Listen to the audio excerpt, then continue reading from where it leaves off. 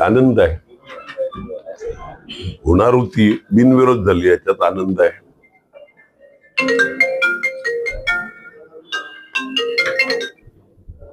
आणि शुभेच्छा.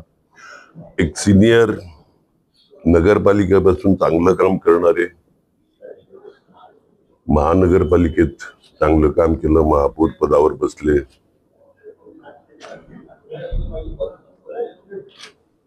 आज स्टँडिंग सारख्या महत्वाच्या कमिटीवर आणि योग्य प्रकारे न्याय देतील याची खात्री आहे मला.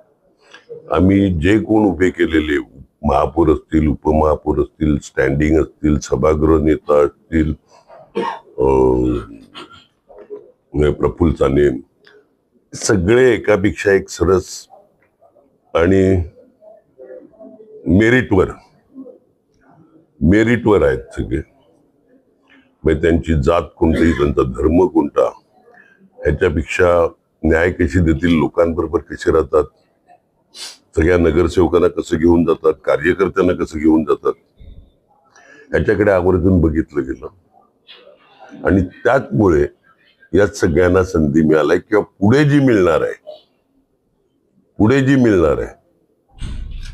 ते पण तुम्ही बघतील का योग्य व्यक्ती योग्य पदावर बसेल आणि मेरिटवरच बसेल. मग ती कोणत्या पक्षाची आहे ह्याच्याकडे पण आम्ही बघणार नाही.